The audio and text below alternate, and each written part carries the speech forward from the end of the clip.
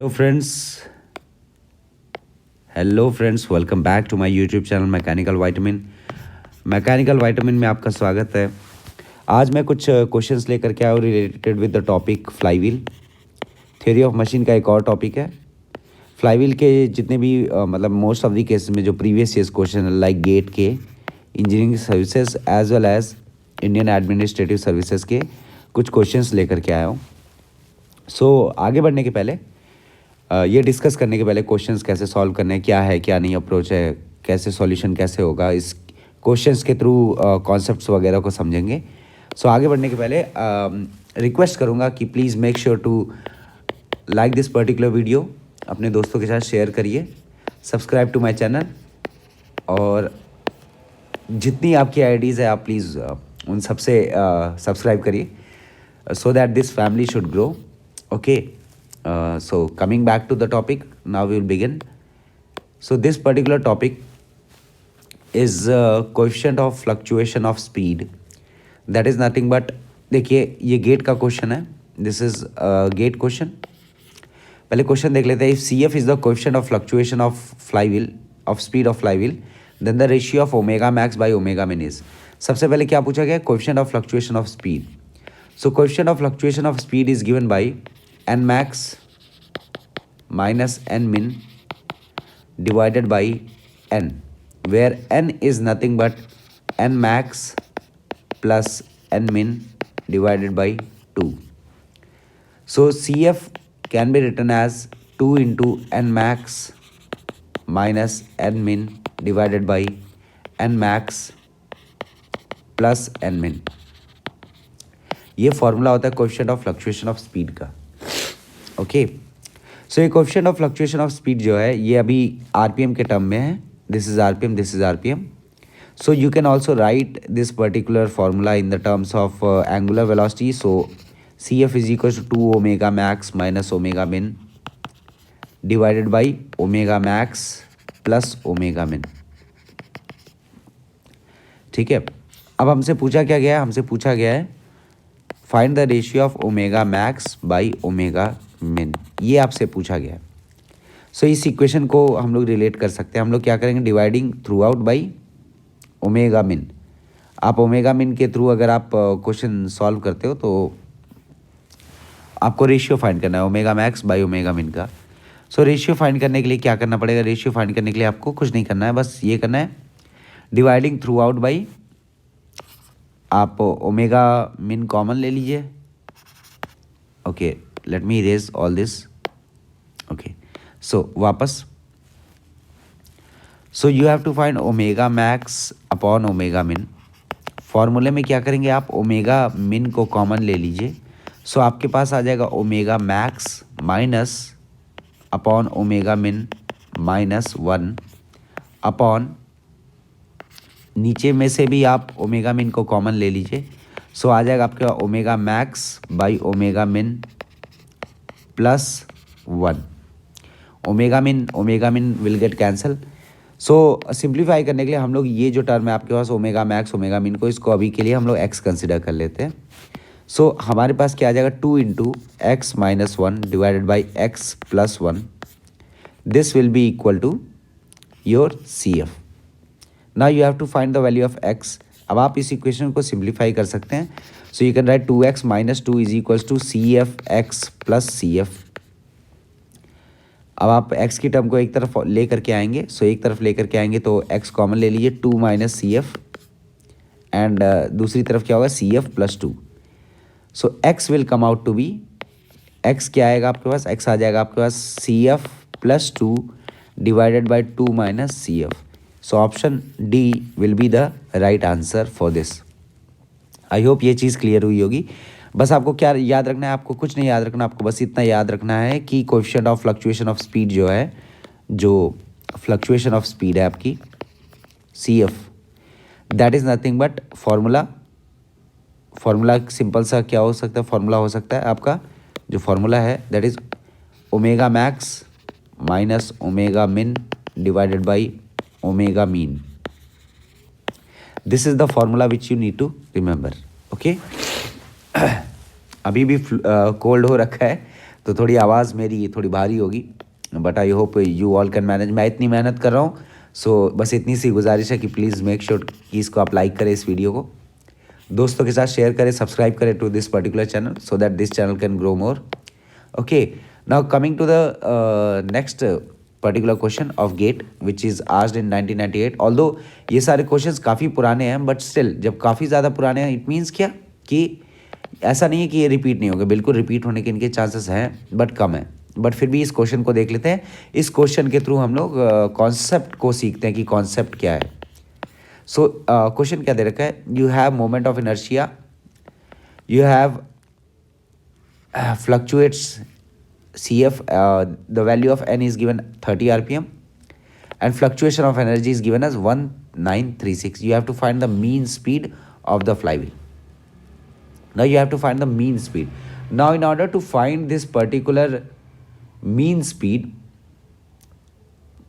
what you can do, there is a formula. First of all, let's write down the formula. For the case of energy of any rotating mass, we can say the energy is half I omega square. This is the formula for energy. On simplifying it to calculate the delta E, we get the result of I omega square Cs. This is the result which we obtained. This result is very very important, and this is the result which we are going to use in this our particular question. So the delta is given as I omega square Cs. You have to find the mean speed. Okay. So first of all, let's write the fluctuation of energy. Let me erase all this. So you can see from this particular question, एक second मैं थोड़ा colour change कर दूँ. Okay fine, black. सो आपके पास I दे रखा है, value of I is given. आपके पास fluctuates बोला है, इट मीन्स आपके पास एन मैक्स माइनस एन मिन दे रखा है which is 30 RPM. And fluctuation of energy, that is delta E, is given as 1936. Okay, you have to find the mean speed. इसमें भी कुछ ज़्यादा इतना टेंशन लेने की जरूरत नहीं, डायरेक्ट फार्मूला यूज़ करिए. Delta E is given as 1936. I will write the formula again. Delta E is equals to I omega square CS. So delta E is given as 1936. I is given as 9.8 kg metre square. And C S की जैसा कि पिछले question में discuss किया, C S is nothing but 2 into N max minus N min which is given as 30 divide by N mean. Okay, so ये आपके पास एक इक्वेशन आ गई. Now you can solve this particular equation, there is no problem with that. आप इस question को अगर सॉल्व करेंगे, ओके, सो आप अगर इस क्वेश्चन को सॉल्व करेंगे, सॉल्व कर ही लेते हैं, देख लीजिए. So 9.81936, you have to find n mean. For that n mean you can say the value, ये यहाँ पर आ जाएगा. So the value will be n mean is equals to 60 into 9.8. I think so. Am I going right? Okay, fine. 9.8 divided by 1936. Okay. सो 1936. अब अगर आप इसको solve करेंगे, like 6 3 18, I don't know, let me use the calculator for once. We can say, okay, calculator मैं अपने pad में open नहीं कर रहा हूँ. So now you can calculate N mean is equals to 60 multiplied by 9.8 divide by 1936 which comes out to be 0.303. Okay, so यहाँ पर देखिए केजी में दे रखा है, यूनिट इसकी क्या है, जूल में. So you need to convert this particular value in kilo joule. So in order to calculate this particular value in kilo joules, you can say, आपसे मीन स्पीड पूछी गई, सो यहाँ पर 2 मत रखिए, या 30 रखिए. सॉरी, 1 सेकेंड, थोड़ा सा दिक्कत आ गई थी. ओके, नाउ देखिए, क्योंकि मैं आपके सामने फ्रेश सॉल्व कर रहा हूँ तो कुछ मिस्टेक्स हो सकती हैं. आप समझदार हैं, आप इस बात को समझ सकते हैं.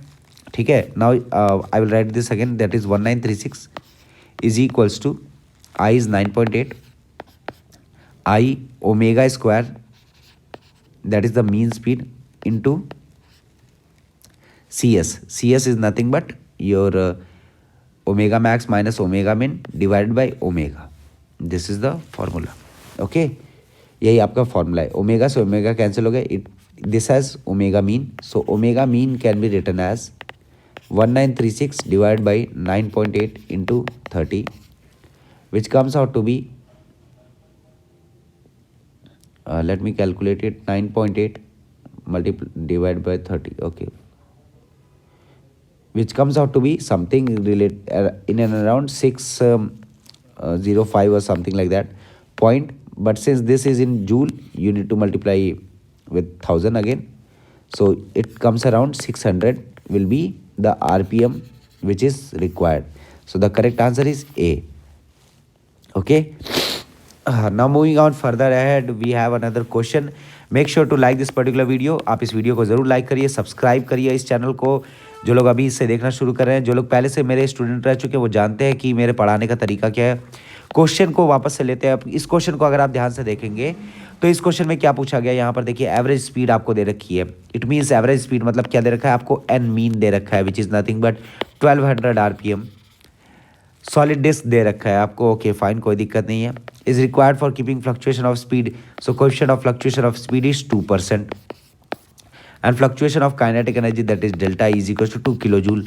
आपसे मास पूछा गया है, आपसे मास पूछा गया है और ये मास आपको फाइंड करना है। This is another question.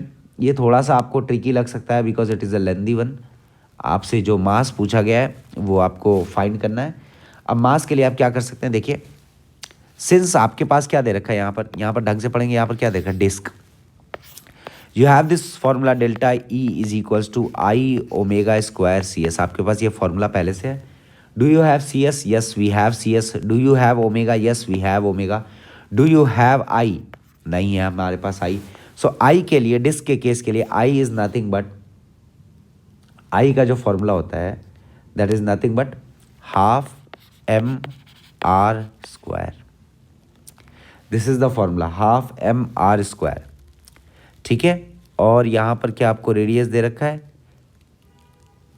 यहाँ पर दे रखा है for diameter not exceeding 1 meter. It means the radius is given as 0.5। You have the radius also. So direct formula use है, इसमें ज़्यादा इतना कंफ्यूज होने की जरूरत नहीं। Delta E is given as, I will erase all this ink and then sorry cough cold काफ़ी हो गया, मौसम बदल रहा है। Now you have this 2 kilojoule. You can write it as I can nothing be but mk square. So or you can say half mr square. So half mr is nothing but 0.5 square into omega mean, that is nothing but 2 pi into 1200 divided by 60 the whole square multiplied by 0.02. This is the 0.02 which I am talking about. That is the value of CS which I have substituted here.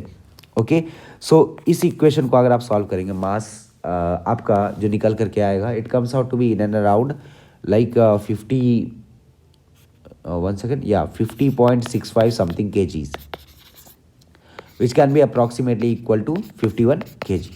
So the correct answer will be your B, that is the 51 kg.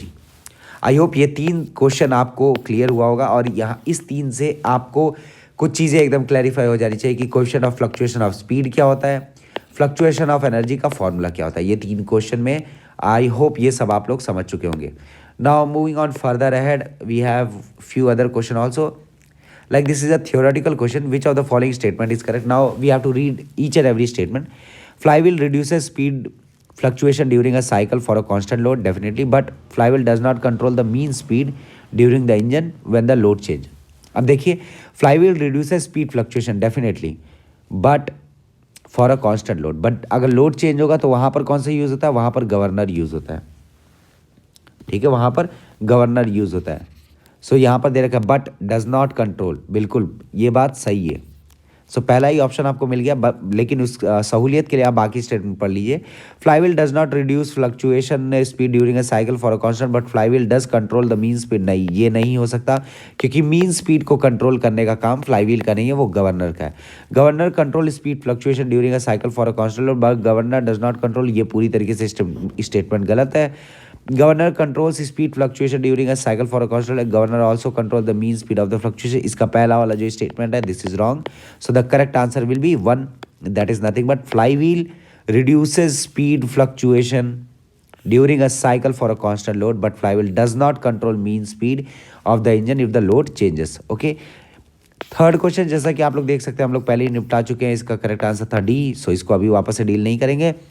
Next question देखते हैं, उठाते हैं gate 2007 का। Gate 2007 के question में आप देख सकते हैं पूछा क्या गया आपसे, आपके पास एन मैक्स दे रखा है, आपके पास एन मिन दे रखा है, दो आपके पास दे रखा है, काइनेटिक एनर्जी आपके पास दे रखा है, आपसे इनर्शिया पूछा गया। बिल्कुल बहुत ही आसानी के साथ आप इस क्वेश्चन को कर सकते हैं, कुछ नहीं करना है, वापस से एक ही फॉर्मूला है आपके पास which is nothing but delta E is equals to I omega square C S. This I omega square C S आपके पास क्या डेल्टा ई दे रखा है, बिल्कुल डेल्टा ई दे रखा है मुझे 400 कि आई पूछा गया मुझसे ओमेगा स्क्वायर क्या होगा, omega is nothing but the mean speed, this particular mean speed is nothing but 210 plus 190 divide by 2 which comes out to be nothing but you can say कितना आ जाएगा 400 divide by 2 which comes out to be 200। So you can say क्योंकि radian पर second में it means omega की बात हो रही है, सो 200 का whole square into C S, C S will be nothing but 2 into 210, यहाँ पर ही लिख देता हूँ 210 minus 190 divide by 210 plus 190, this is the formula for what C S. So आप लोग सी एस का फॉर्मूला यूज़ करें जैसा कि पिछले क्वेश्चन में आप लोग देख चुके होंगे। आई होप मैं ज़्यादा तेज़ नहीं भाग रहा हूँ, मैं वीडियो को शॉर्ट रखना चाहता हूँ, इसलिए क्या पता आप लोगों को थोड़ा सा तेज़ लग रहा हो, लेकिन अगर आपको ये वाला फॉर्मूला याद है you can do easily this particular question. So it comes out to be what, you have to calculate I, so this comes out to be your 400, this comes out to be 400, and then you can solve it and then you will get the value of I which comes out to be, let me calculate it. Okay, so it comes out to be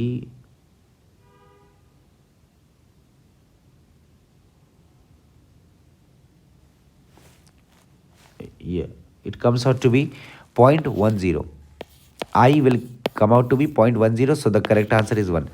formula आपको याद होना चाहिए, that's it. Formula अगर याद है तो ये question आप बहुत आसानी के साथ कर सकते हो, इसमें ज़्यादा कुछ सोचने की ज़रूरत नहीं है। आई होप ये सारे के सारे जो भी क्वेश्चन अभी तक डील हुए, ये 3 और ये 3 6, जिसमें से एक रिपीटेड था, so you can consider 5 question. 5 question में केवल और केवल 2 फार्मूला यूज़ हुआ, एक सी एस का फार्मूला, एक डेल्टा ई का फार्मूला, बस। और ये पाँचों के पाँचों क्वेश्चन आपके हो गए फ्लाईव्हील से related. Okay, next we are going to consider few of the question from IAS. IAS का क्वेश्चन है 1998 एंड 1999 का। सो अब अगर आप इस क्वेश्चन को ढंग से देखेंगे, पहले पढ़ लेते हैं कि क्या लिखा है। Consider the following statement relating to the curve, हमारे पास कर्व दे रखा है। Now you have this particular value inertia versus torque, you have theta 1 plus theta 2 is equal to 180 degree, T1 equal to T2 and θ1 not equal to θ2 and A1 equal to A2. So out of these statement which one is correct? आपसे पूछा गया correct statement कौन सा है। अब देखिए ध्यान से, जो भी टी और थीटा के बीच का जो डायग्राम बनता है, जो टी और थीटा के बीच का जो डायग्राम बनता है, वो टी और थीटा के बीच का जो डायग्राम बनता है, that is nothing but turning moment और crank effort diagram. That is nothing but turning moment and crank effort diagram, या टर्निंग मोमेंट कह लीजिए डायग्राम या क्रैंक एफर्ट डायग्राम कह लीजिए, बात दोनों की बराबर है। सो टर्निंग मोमेंट डायग्राम में you have the whole complete cycle, आपके पास पूरी तरीके से एक कंप्लीट साइकिल होती है।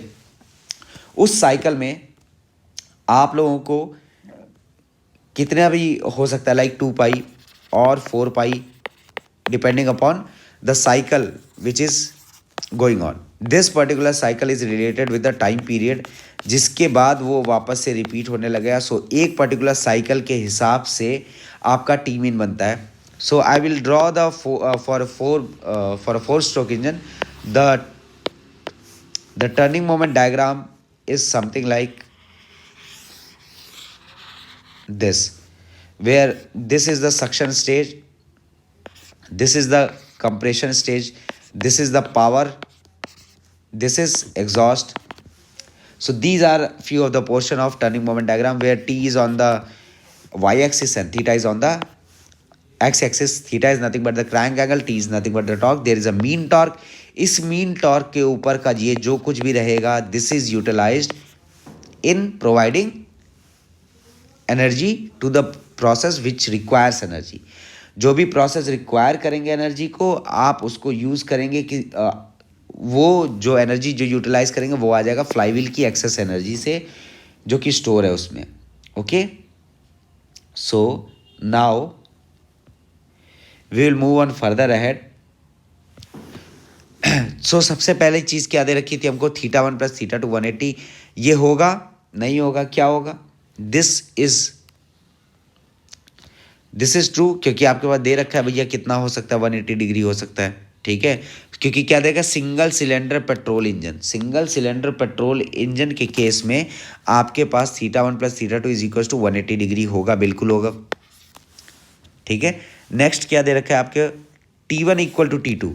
क्या T1 इक्वल टू T2 होगा, ऐसा ज़रूरी नहीं है। ठीक है, और θ1 इज नॉट इक्वल टू θ2, ये केस होता है सिंगल सिलेंडर पेट्रोल इंजन के केस में, and areas are same. So the correct answer will be 1, 3 and 4. This is just a theoretical concept type understanding. You have to have know about single cylinder petrol engine to in order to solve this particular question. ठीक है, now next is your 1999 IAS question. ये शायद gate के around में भी repeated हुआ है, कुछ टेस्ट सीरीज में इस पर क्वेश्चन भी पूछे जाते हैं। सो देखिए हमारे पास क्या दे रखा है, 4 स्ट्रोक इंजन का एक सिंप्लीफाइड डायग्राम दे रखा है, जहाँ पर TM दे रखा है आपको कितना, this is nothing but 10 newton meter, and you have to find the TP, this is the TP। So हमको पता है कि भैया फ्लाईव्हील क्या करेगा, फ्लाईव्हील भैया जो एक्स्ट्रा अमाउंट रहेगा मीन के ऊपर का, उसको वो डोनेट कर देगा। ठीक है, उसको डोनेट कर देगा उन लोगों को जिनको ज़रूरत होगी। So T minus T mean, there is a concept of this. Now what you have to do in order to find out these particular points, you have to equate these two equation T and T mean. अब जब आप इस equation को अगर equate करेंगे, so आपके पास you can say area under this particular curve, wait a second, area under this particular curve should be equal to the area under this particular curve, तभी जा करके ये पूरी तरीके से डिमांड दे पाएगा। ठीक है, now for that you can say, let us suppose I am going to represent this particular shaded region as 1 and this particular region as 2।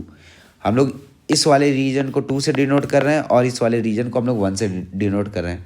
सो इसका अगर एरिया फाइंड करेंगे तो क्या होगा, 1 का एरिया अगर फाइंड करेंगे तो क्या होगा, TM multiplied by 4 pi, area under the curve, this is a rectangle, T multiplied by 4 pi, this will be the area which will be equal to area of this particular triangle which comes out to be half into base, that is pi, 2 pi से 3 पाई के बीच का difference,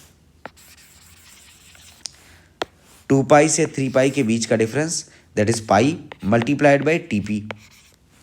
ठीक है, सो pi से pi गया and then it comes out to be TM multiplied by 2 is equals to TP। This is the equation which we obtain from this particular curve.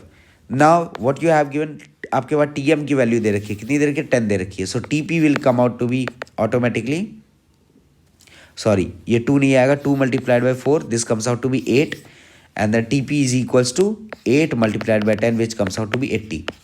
So this will be the correct answer A for IAS 10। I hope ये चीज़ें आपको clear हो रही होंगी। Equate करना पड़ेगा आपको, ऐसे कर्व के क्वेश्चन आजकल गेट में भी आते हैं। सो मेक श्योर आप इसको वापस से एक बार देख लें कि क्या करना है इस क्वेश्चन में। सो वापस से मैं कहूँगा जिन्होंने अभी तक मेरे इस चैनल को सब्सक्राइब नहीं किया, मेक श्योर कि भाई लोग सब्सक्राइब कर दो। ठीक है, सब्सक्राइब कर दो। देखो तबीयत इतनी ख़राब है फिर भी मैं कंटिन्यूस वीडियो लाने की कोशिश कर रहा हूँ। आप इस वीडियो को प्लीज़ लाइक करिए। कोई और डाउट है या किसी और चीज़ पर अगर आप वीडियो चाहते हैं तो आप प्लीज़ मेक श्योर कि आप कमेंट करें, इसी वीडियो में कमेंट करिए। कोई भी हेल्प चाहिए उसके लिए मेक श्योर कि आप कमेंट करें इसी वीडियो में, ताकि मैं आपकी और ज़्यादा अच्छे तरीके से हेल्प कर सकूँ। So now moving on further ahead, what you have in front of you is another few questions of IAS which has been asked in 2002. So with usual notation for different parameters involved, the maximum fluctuation of energy you have been asked, delta E, is given by what equation? Now you have already the formula of it, which comes out to be nothing but usual notation for different parameters involved. So fluctuation of energy is nothing but I omega square C S, ठीक है. This question is actually, I would say this question is half, because E is what no one knows, it is the energy. So energy can be written as half I omega. So let us suppose we consider this particular thing, that E is equals to half I omega square. This is the formula for energy. Now in order to find out delta E, you can say this is the maximum and this is the half I omega square minimum. This will be the formula for delta E. Okay, so you can find it out. वापस से मैं ये कहूँगा कि अगर आप इस question को वापस से सॉल्व करेंगे सेम तरीके से, तो answer will come out to be A. I hope I am right. ठीक है. Next, the amount of energy absorb by a flywheel is determined from which diagram. मैंने जैसा कि आपको बताया, torque crank angle diagram, that is T theta diagram. The correct answer is A. Okay. Okay, so next question is, in the case of flywheel, mass moment of inertia I rotating at an angular speed omega, expression I half I omega square represents. क्या represent करता है ये? This represent nothing but what? This represent nothing but your kinetic. जैसा कि kinetic energy में क्या होता है, हाफ एम वी स्क्वायर होता है, वैसे ही रोटेशनल में होता है हाफ आई ओमेगा स्क्वायर. ये लीनियर के केस में होता है, ये रोटेटिंग के केस में होता है. ठीक है. So next question, kinetic will be the correct answer. Next question, if you'll see, which comes out to be moment of inertia आपके पास दे रखा है. ओके फाइन, मेरे पास मोमेंट ऑफ इनर्शिया दे रखा है, आई दे रखा है मुझे 2000. ठीक है. रेस्ट से स्टार्ट करा है. देखिए यहाँ पर क्या दे रखा है, ओमेगा नॉट इक्वल टू 0. अभी बताता हूँ. यूनिफॉर्म एक्सेलरेशन दे रखा है आपको, अल्फा दे रखा है कितना 0.5 दे रखा है, टाइम दे रखा है आपको कितना 10 सेकंड. आपसे काइनेटिक एनर्जी पूछी गई है, काइनेटिक एनर्जी पूछी गई which is nothing but half I omega square. So half I omega square में सबसे ज़रूरी क्या है आपको फाइंड करना, ओमेगा ज़रूरी है. सो हमें दे रखा है इनिशियल में, स्टार्टिंग में रेस्ट पर था. So you can use angular velocities formula which is nothing but this, omega not is equal to 0. So omega can be written as alpha into t. This is 0. क्यों? क्योंकि initially rest पर था. So omega not initial angular velocity will be 0. So we will consider this particular value as 0. Now, so omega equal to alpha t, which is nothing but 0.5 multiplied by 10, which is nothing but 5. ये आपके पास 5 आ गया omega. Now what you can do, half substitute करिए आप इसको फॉर्मूले में, half into 2000 multiplied by your 5 का square, that comes out to be 25. This comes out to be nothing but 25,000. I hope ये चीज़ क्लियर हुई होगी आपको. कहीं मैं कुछ रॉन्ग किया हूँ. Half I omega square. Okay, yeah correct. So 5 radian per second. Okay, 25,000 will be the correct answer. Okay. So यहाँ तक आई होप आप लोगों को समझ में आ रहा होगा क्या हो रही है चीज़ें, कैसी हो रही है चीज़ें. Now if you will consider the next question of 2001. इस क्वेश्चन में अगर आप देखेंगे क्या लिखा हुआ है, if the fluctuation of speed C S, this particular C S is given, increase with increase in the mean speed of the prime over decrease coefficient of fluctuation of speed, क्या होगा of mean speed of the flywheel, the coefficient of fluctuation of speed दे पूछा गया है. increase with the speed of the prime mover remains same with the increase in the pressure. ठीक है, pressure नहीं, mean speed of the prime mover. so अगर आप इस question को ढंग से देखेंगे तो यहाँ पर क्या बोला गया आपसे, आपके पास सी एस की वैल्यू दे रखी है. सी एस की वैल्यू कितनी दे रखी है, जब भी कभी सी एस की वैल्यू प्लस और माइनस 0.05 दे रखा है, इसको 0.05 दे रखा है, इसको आप डायरेक्टली लिख सकते हैं क्या, 0.1. क्योंकि प्लस में 0.05 और माइनस में 0.05 विच दोनों को अगर ऐड करेंगे तो क्या आ जाएगा 0.1. सो सी एस इज़ 1. सो आपसे पूछा गया coefficient of fluctuation of speed. So you can say coefficient of fluctuation of speed is nothing but N max minus N min divided by N max plus N min into 2. C S की value मैं 1 रखता हूँ, तो हमारे पास क्या आ जाएगा, N max plus N min divided by 2 is equals to N max minus N min divided by N minus N min. Okay, ये आपके पास आ गया. अब देखिए क्या है, रिमेन्स क्या पूछा गया, question of fluctuation of speed wheel, question of fluctuation of speed पूछा गया है, fluctuation of speed during a cycle, mean speed of a flywheel, mean speed of a flywheel क्या है, कांस्टेंट है भैया, ठीक है, remains same with the increase in the prime speed of the mover, so the correct answer is 3 alone, क्योंकि देख सकते हैं यहाँ पर मीन स्पीड जो है which is nothing but equal to the range of speed, so it means कि भैया ये कांस्टेंट रह रही है, remain same with the increase in your speed of the prime mover. Moving on to the next question, sorry देखिए जुकाम बहुत ज़्यादा हो गया मुझे ठीक है, now coming back to this particular question, this is an engineering services question asked in year 2007. The turning moment diagram for a single cylinder double acting steam engine, positive and negative loops are above and below the average torque line. For positive loop, the ratio of the speed of the flywheel at the beginning and at the end, which one of the following is correct? So you have this kind of equation, आपके पास ये है equation है, यहाँ पर ये positive है भैया, यहाँ पर ये नेगेटिव है, इसमें कोई भी दिक्कत नहीं है। आपसे पूछा क्या गया है, आपसे पूछा गया है कि speed of the fly wheel at the beginning at the and, speed पूछा गया आपसे, आपसे पूछा गया स्पीड पूछा गया है at beginning and at the end पे। तो जब आपसे at the beginning at the end पे पूछा गया, इट मीन्स आपका कहीं ना कहीं रोल किसका आएगा, कहीं ना कहीं रोल आपका आएगा आपका एनर्जी जो कर्व वाला मेथड है वो वाला। लेट अस सपोज इस पॉइंट पे एनर्जी ई है, लेट अस सपोज ये आपका एरिया डेल्टा ई है क्योंकि एनर्जी यहाँ फ्लक्चुएट की है, and then you can say energy at A is equals to E plus plus delta E, ये आ जाएगा एनर्जी एट ए, ये पूरा का पूरा, ठीक है। So you can say sorry this is A this is B, अब ए पर आपने ई को कंसिडर किया है, ए पर आपने ई को कंसिडर किया, बी पर आपका ये आएगा, this is A energy of B. So energy of B is nothing but half I omega B square is equals to half I omega A square plus delta E, there is certain increase in the energy, so we are adding delta E. So if we are going to use this particular equation, आप देखिए क्या है, कुछ भी नहीं है, आपको पता है कि भैया ये ओमेगा बी हाफ आई चलो कट जाएगा, यहाँ पर क्या बचेगा omega B omega A plus some value, so it means कि omega B has greater value than omega A.